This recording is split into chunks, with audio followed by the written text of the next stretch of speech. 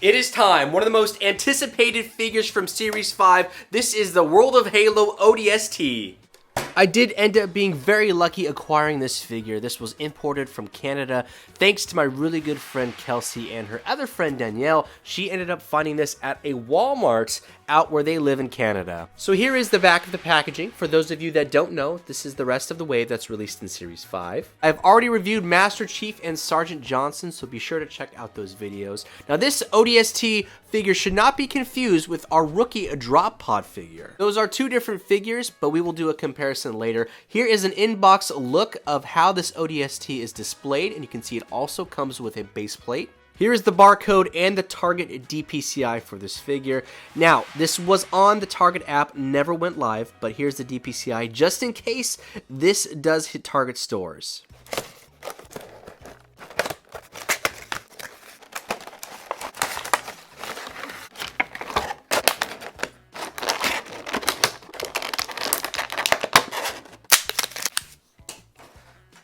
Here is our Hell Jumper out of the packaging. Now, if you saw the live interview that I had with Jazwares, and you saw that we discussed the World of Halo and Micro Galaxy Squadron, they also mentioned that Series 5 should be hitting the States in spring 2023, HEB, Fred Meyers, and Walgreens. So when that happens, this will be a perfect time to do some army building of these ODSTs. I would imagine the price should be pretty on par with what we've seen with Series 6, so at Target, they're like $10.99, maybe $11.99 a figure. Because of inflation, all the prices have gone up. So I'm not sure how much HEB and Fred Meyers prices figures like this, if they jack up the price a little bit. I do know Walgreens tends to do that with certain figures for some reason. So like the smaller Pokemon Jazwares figures, they will like upcharge it $3 or $4. So I'm hoping that's not going to be the case for this. But at the end of the day, looking at it as positive as I can, I would gladly pay $3 or $4 extra for this figure instead of paying 4 times the amount from some scalper on the third-party sites. And the reason why I'm saying this is because this series is so hard to find as it is.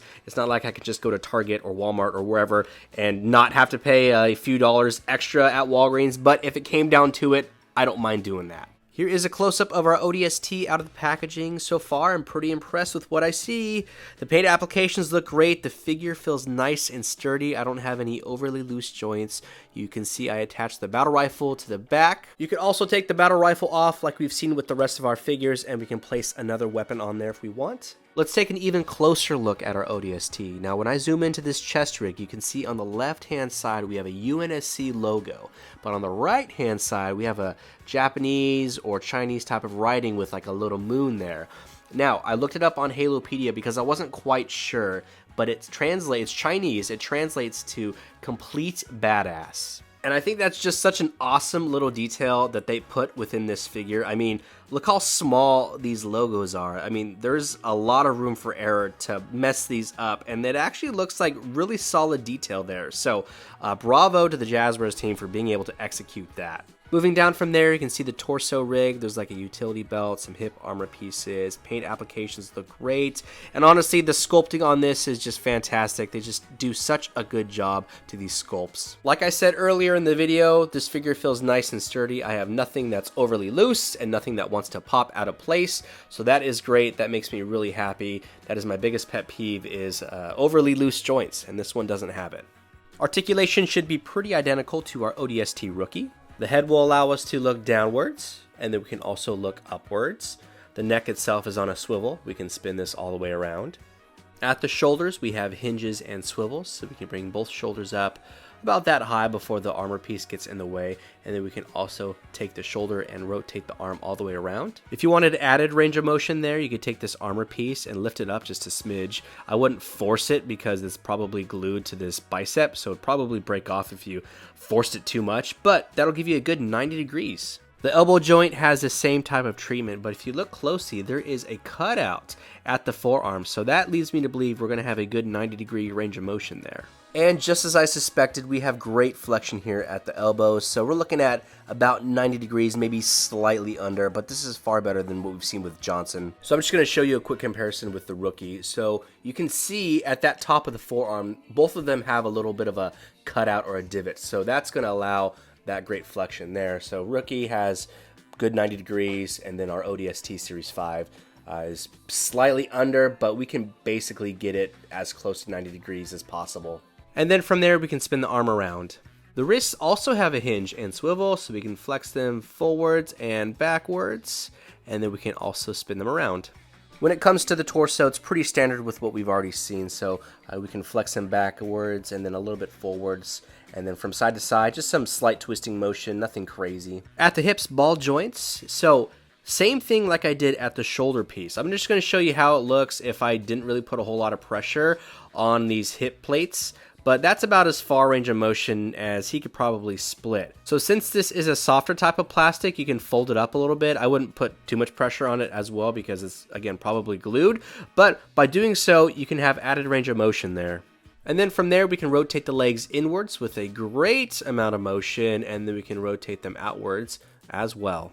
These double joints here at the knees continue to give us just a crazy amount of movement. I mean, I could basically just fold this ODST in half. I mean, that is just unreal. And finally, the ankle has a hinge and swivel, so we can flex it forwards and backwards, and we can rotate the foot all the way around. And the peg hole is at the tip of the foot.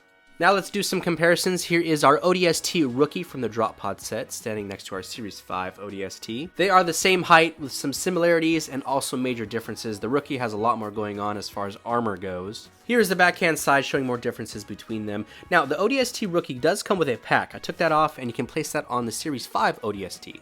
He can also handle the Rookie's weapon, so here he is with the submachine gun.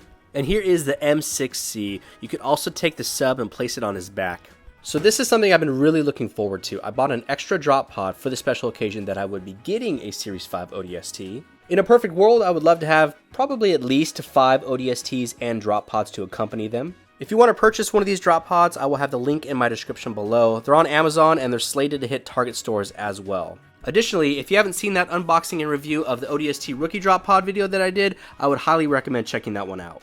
So without further ado, our ODST can fit in that drop pod no problem. Placing him in there is the exact same concept as if it was going to be the Rookie. So he sits down, he can hold onto the handles, no problem. Something I would recommend is if you're going to display this figure inside the drop pod, I wouldn't have him holding onto that grip just because I feel like the hand would conform to the grip itself. So placing a weapon in later, it would be more loose. But I'm sure you can heat up the hand to kind of squish it together, allowing him to hold the gun tighter. When I display him, I usually just have the hands like that. Oh man, this is freaking cool. Now imagine just like 5 more or like 10 more of these drop pods. This is awesome. So these are the exact same drop pods. This one just looks different because it's like naturally weathered from when I did my fireworks shot. So it looks really cool and like kind of beat up. And if you haven't seen that photo or the behind the scenes, check it out. It's on my Instagram. I have it pinned to the top. I had a lot of fun actually shooting that. Let's see what these hatches look like opening them at the exact same time. Oh man, could you just imagine like so many of these just falling from the sky and then hitting the ground? Oh, this is so cool. Very happy to have these. Hop in, loser. We're going to kill some Covenant. So here is our ODSTs in the Halo 3 Warthog. I thought it'd be pretty fitting to put both of them in there. So here's Series 5 in the driver's seat. He fits in there great, just like any other figure. And we have our ODST Rookie manning the turret. And this just looks awesome. I wouldn't want to be on the business end of this Warthog coming down the street.